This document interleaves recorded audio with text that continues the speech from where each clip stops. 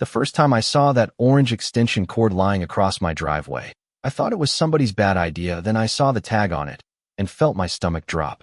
They'd run power from my outlet, over my property line, into the neighborhood's little patch of public space, and someone in a suit had stamped it approved. It was the kind of thing you don't expect to wake up to, the kind of small theft dressed up as community planning. My name is Eddie Cole. I live at 42 Juniper Way in a place called Willow Creek Commons Quiet Street. Kids who ride their bikes until the sun goes down, hedges people fuss with on Saturday mornings. I like my porch light on in winter. I like a coffee that's too hot for the first 10 minutes. I like my things to be my things. That orange cord, it was the beginning of 6 weeks that taught me more about power than I ever wanted to know. The notice came a week later, slid under my door like good news. Community Utility Integration Program. It read, formal and legal sounding, signed by Marla Trent, president of the HOA.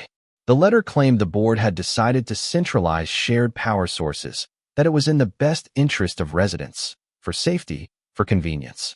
In short, we were supposed to share my outlet. No call, no knock, just a directive and an attached invoice for installation costs that, apparently, I owed. When Marla walked down my driveway 2 days later, clipboard in hand, sunglasses like a shield, she smiled like it was a neighborly favor. "Eddie, we're just trying to do the right thing for everyone," she said. Her smile was polite, but her voice had that light, paper-cut edge to it. "This will help the elderly on the cul-de-sac, the people who need a little more power during storms." She glanced to the spool of orange cable coiled behind her like a snake waiting to move. "You asked me," I said. My voice wasn't loud, but the porch made it sound like I was asking the whole street a question.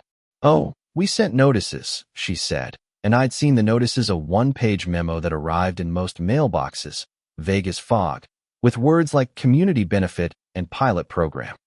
It wasn't a vote, it wasn't a meeting, it was an announcement. That was the first beat. The second came with a knock from a man named Darren, who called himself the HOA's facilities coordinator, who had the charm of someone reading from a manual. He held up a clipboard, temporary license agreement, like it was a formality. "Just sign here, Eddie, this keeps everything above board," he said. "There's a point in a fight where you realize somebody believes the rules are flexible when it suits them." For Marla, rules were suggestions. For me, they were the line. I refused to sign. I told them I owned the outlet, that they needed consent. Darren made a small, impatient sound, a human punctuation mark. He left, but their orange cord stayed. They ran it at night, under tarps, like they'd stolen something and were hiding it from shame. Then the fine started. Violation of community infrastructure policy. The notice would say, $10 here, $50 there, accumulating like bad interest. My mailbox filled with certified letters that smelled of business and threat. People in the neighborhood started taking sides. Quietly, some nodded when they saw Marla. Some looked at me like a man who'd upset a table he should have kept his hands off. What changed everything was when I started poking. I requested minutes from the board meetings. I filed a formal records request. I pulled tax filings and corporate paperwork. When you shine a light on the decisions made in shadow, you get to see who's actually steering the ship. The minutes were thin, vague motions, unclear votes, signatures that seemed to appear after the fact. The pilot program had been fast-tracked, promoted by 1 or 2 voices during a meeting where there wasn't a full quorum. That's not procedure, that's improvisation, and in my world, improvisation in governance smells like overreach. I sat at my kitchen table reading redacted emails, lines of text with whole thoughts gone missing. And I thought of my grandfather and his old bank ledger. "Keep your papers," he'd say.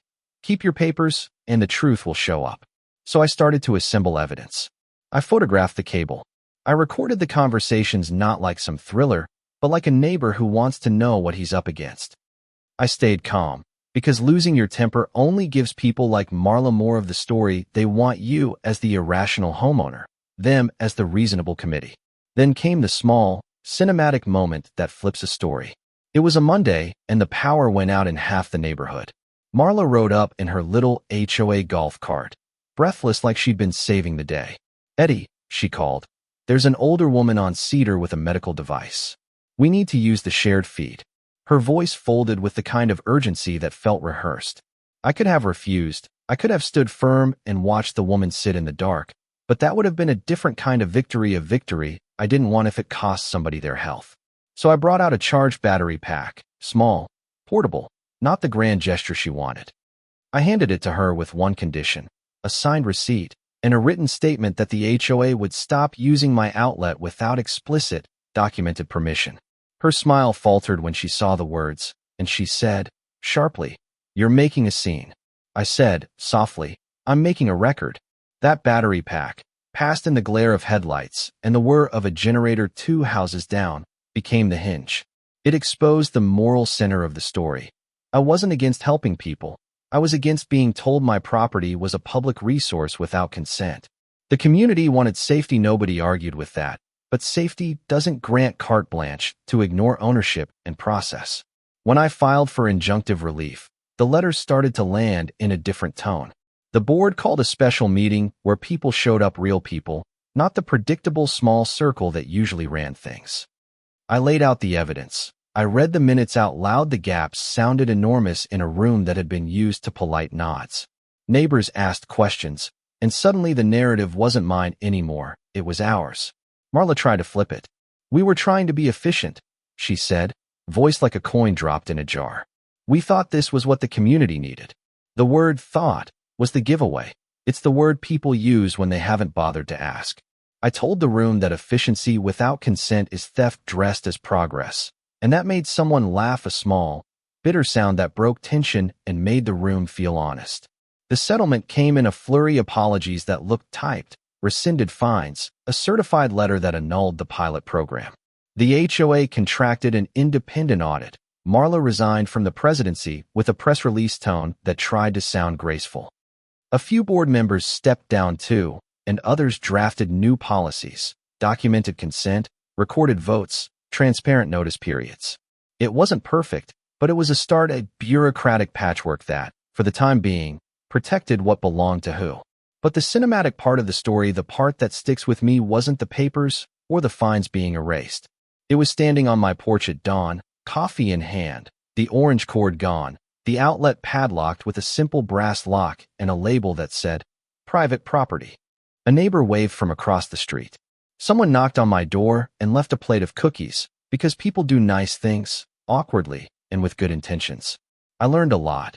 Things about power that aren't electrical, how it travels through meetings, committees, the small kindnesses that become leverage. I learned to hold on to my temper and my papers, to document kindness and coercion the same way, because people will tell the truth in documents even when they lie with their faces. I learned that community is messy. People will try to do good, and they'll do bad, sometimes for the same reasons. Protecting your property doesn't mean you're against helping a neighbor, but it does mean asking first. So, I'll leave the ending a little open. Willow Creek Commons patched some things, but gossip is sticky, and pride has a way of slithering back in when the next pilot looks convenient. Marla moved away 6 months later. Rumor has it she took a job on the other side of town handling municipal projects. Maybe she'll do better with a fresh start. Maybe she'll find herself repeating old patterns. I don't know, and that's the thing, most of life isn't tidy. If you've been in a fight over something that felt small until it mattered, tell me in the comments, what would you have done? Did I go too far, or not far enough? Is community something we impose, or something we build, house by house? Hit the like button if you want more stories like this. Share the video if you know a neighbor who loves a good porch debate. And drop your thoughts below. I read every comment, and I'll respond to the ones that keep the conversation sharp but fair.